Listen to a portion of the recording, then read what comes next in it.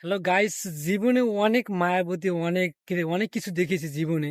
কিন্তু আজকে এমন একটা মায়াবী জিনিস দেখলাম, সেটা জীবনে আপনারাও দেখেন না আর আমিও দেখি না। কিন্তু আজকে এমন ভাবে দেখা হয়েছে তার সাথে।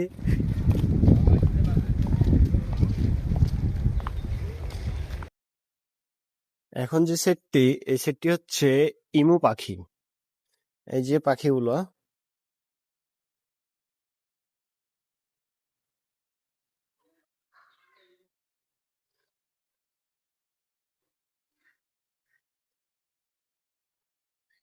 এই সেটে সাধারণত সব ইমু পাখি। এশিয়ান কালো ভাল্লুক, যেটার সামনাসামনি আমরা, তো ভাল্লুক আছে দুইটাকে দেখাই। এই যে একটা ভাল্লুক,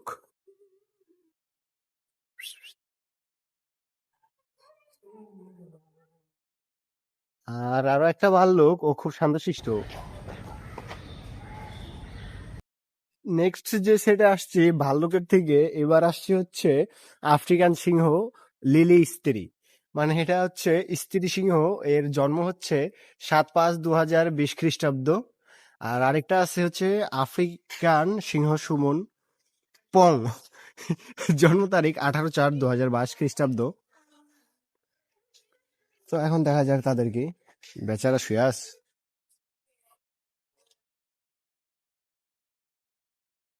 সিংহ আছে একটি, কিন্তু বুঝতে পারতেছি না এটা লিলি স্ত্রী না সুমন পং। আমাদের মিস্টেক, ওদেরকে মানে আলাদা আলাদা সেটে রাখা রাখা হয়েছে। সেটটি হচ্ছে এই পাশের সেটে হচ্ছে একটা, আর হচ্ছে এই পাশের সেটে একটা। এটা হচ্ছে C6B আর এটা হচ্ছে C6A। এখানে যেটি দেখা যাচ্ছে, এটা লড়াচড়া করতেছে, ও আসলে লাঞ্চ করতেছে।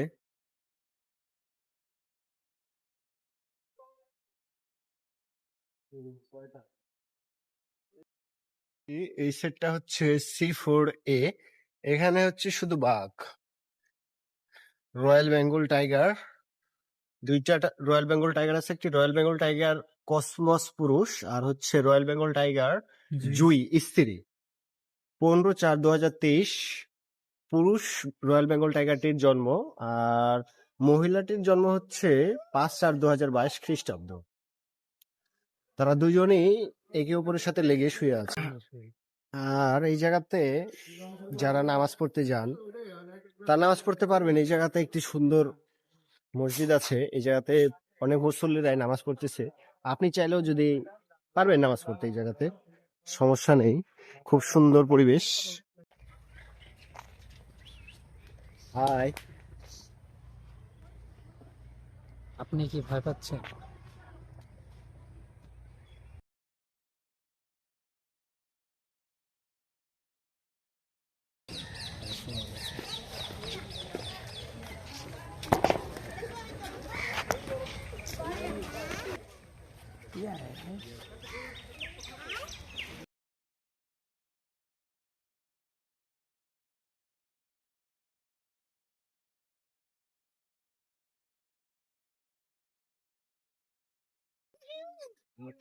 উট দেখাও শেষ। উট, অনেকেই উট মানে উটটা খুব মানে এক্সপেন্সিভ না, মানে উটটা তো সবসময় দেখা যায় না, কিন্তু আমরা চিড়িয়াখানাতে উটটাও দেখে নিলাম, আফসোস নেই। আর এখন চিতা হায়না C17। পৃথিবীর সাথে সত্যি।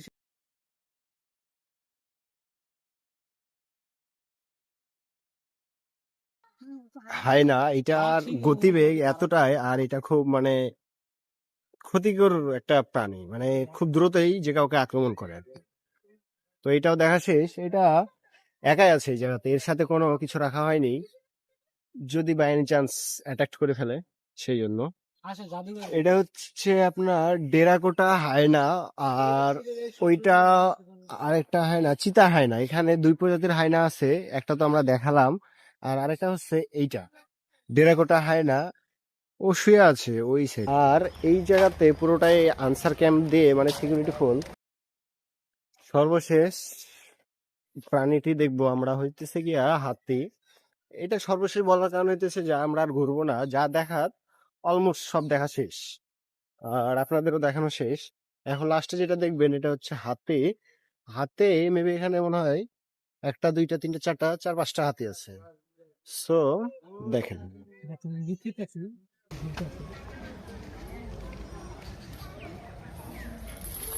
আপনারা দেখেন ওই যে রুমের ভিতরে ওই জায়গাতে দুইটা হাতি আছে। এখন আমরা যেখানে যাবো এটা হচ্ছে প্রাণী জাদুঘর ও ফুসফুস অ্যাকুয়ারিয়াম প্রাণী জাদুঘর। এখানে প্রবেশ ফি মাত্র 10 টাকা। এখানে যা যা দেখতে পাবেন, বন মানুষ, জিরাফ, শিম্পাঞ্জি, ডলফিন, লাল পান্ডা, কালো বাঘ, মানে নানান ধরনের প্রাণী দেখতে পাবেন এখানে। তো আমরা ভিতরে যাব।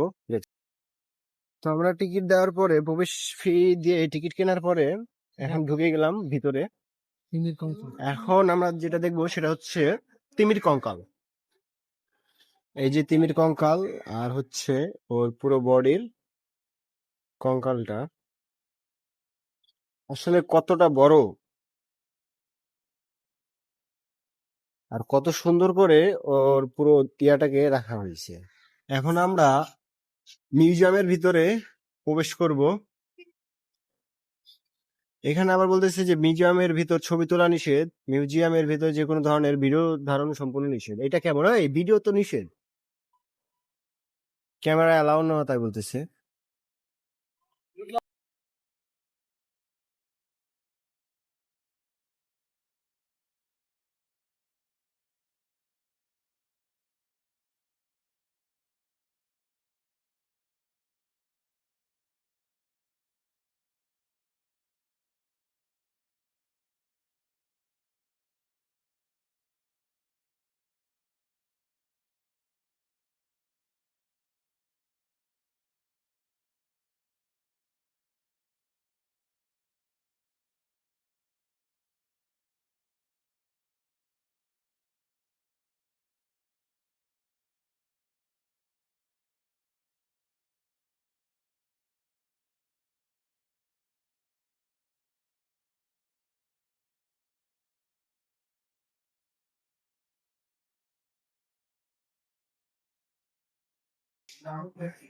আর এখানে যেটা আমরা দেখতে পাচ্ছি, এখানে আছে জলহস্তির চামড়া, ময়ূরের ডিম, উট পাখির ডিম। মানে যারা এই জিনিসগুলো দেখে নাই, এই জিনিসগুলো খুব রেয়ার আসলে।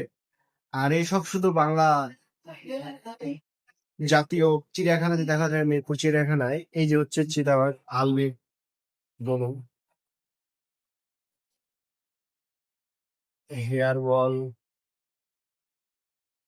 ওয়াচ কাঁকড়া। তুমি কি এটা জানো এটার ভিতরে কেমিক্যাল থাকে? সব ভিতরে কেমিক্যাল দেওয়া নষ্ট হয়ে যায়। আমার তো তোমার শুনছি আর কি, এই জায়গা চাইতে একটা জায়গা আছে যেখানে শুনছি এত সুন্দর লাগলো যা তুমি ভাবতে এখন এখানে সবার মনে একটা প্রশ্ন থাকতে পারে যে আসলে এখানে এতগুলো প্রাণী আছে, সব কিন্তু মৃত, আর সবগুলোকে কেমিক্যাল এবং মেডিসিনের মাধ্যমে এমন ভাবে রাখা হয়েছে যে একদম অক্ষত অবস্থায়। তাদের মানে কোনো ইয়া হবে না, যেমন রাখা হয়েছে তেমনই। মানে এই জিনিসটা খুব ভালো, মানে যেভাবে রাখা হয়েছে সেভাবেই। আর এত কাছ থেকে যে কোনো প্রাণী দেখার একটা মজাই আলাদা। উপরে বাঘ। এই যে জায়গায় ভাই এটা আমরা যেটা দেখি যে গরিলার মতো, ওইটার আসলে নাম হইতেছে শিম্পাঞ্জি। ওইটা এখন দেখাবো। এই যে শিম্পাঞ্জি, বিরক্তর পথে আর একটা শিম্পাঞ্জি, শিম্পাঞ্জি আর হচ্ছে যে জিরাফ, আর নিচে হচ্ছে রয়্যাল বেঙ্গল টাইগার, যেটা এখনো মৃত। নামের একটা এটা হচ্ছে সামুদ্রিক কচ্ছপ। আর তার পাশে কি মেবি কুইন, পেঙ্গুইন। আসলে আমরা অপোজিট সাইডের ওই জিনিসটা মানে ওইদিকে দেখা হয় নাই, সেজন্য এটা আবার দেখার চেষ্টা করব। আসলে এটা হচ্ছে ডলফিন, গ্যাঞ্জেটিক ডলফিন দুইটা। আসলে তাদেরকে এমন ভাবে রাখা হয়, তারা খুব অক্ষত অবস্থায় থাকে আর অনেকদিন থাকে। যেহেতু এটা তাদের, যেহেতু এটা একটা মিউজিয়াম জাদুঘর, সেক্ষেত্রে এইসব ওনারা করে থাকে। এখন আমরা নেক্সটে যেটা আসছি সেটা তো শুধু পশু পাখির ছিল, প্রাণীর ছিল। আর এখন যেটাতে আমরা ঢুকতে যাব সেটা হচ্ছে শুধু মাছ, শুধু নানান প্রজাতির মাছ। So let's go. গোল্ডফিশ, এটার বিবরণ দেখতে পাচ্ছেন, বৈজ্ঞানিক নাম আর উৎপত্তি পূর্ব এশিয়া, আকার হচ্ছে 4-5 ইঞ্চি, আয়ুকাল 10-15 বছর, খাদ্য শৈবাল, লার্ভা এবং ছোট মাছ। এবার দ্বিতীয় নাম্বার যেটি আছে টাইগার কার্প।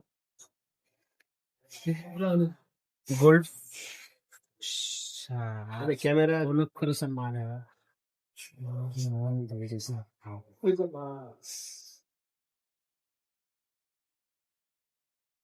আমি জীবনে বড় বিপদে। ক্যামেরাটা বন্ধ হয়েছে তো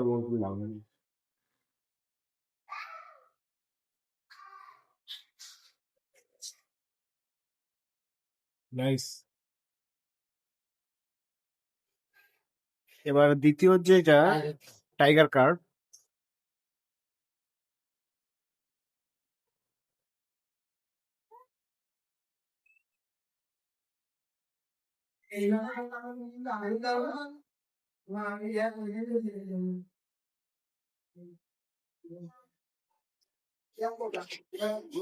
তিন নম্বরে যেটা আছে এটা হচ্ছে এলিবিনা টাইগার শার্ক।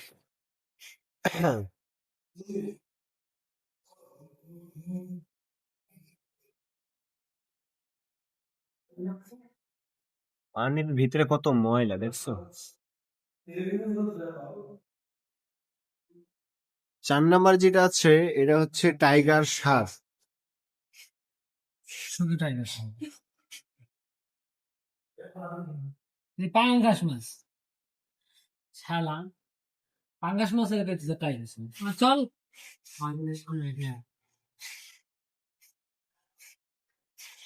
আর পরবর্তী যেটা আছে এটা হচ্ছে অ্যাঞ্জেল ফিশ। আগে আমরা দেখতাম যে Angel Riya, Angel Zerin, Angel Sadia, মানে এইসব দেখতাম। আজকে দেখতেছি অ্যাঞ্জেল ফিশ। বিষয়টা এরকম না, বিষয়টা হচ্ছে কি, অ্যাঞ্জেল শব্দটা কি, যেমন জিন বা পরি, আমরা এখন পরি দেখতে আছি, বা শয়তান।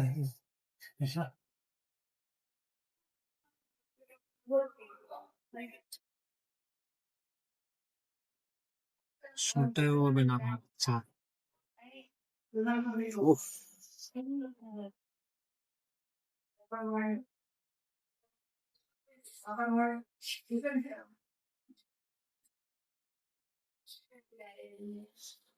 দেখেন সিলভার ডলফিন।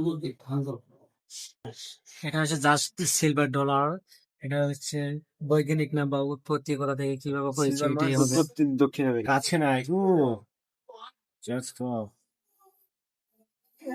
তাকে জুম করার দরকার নেই।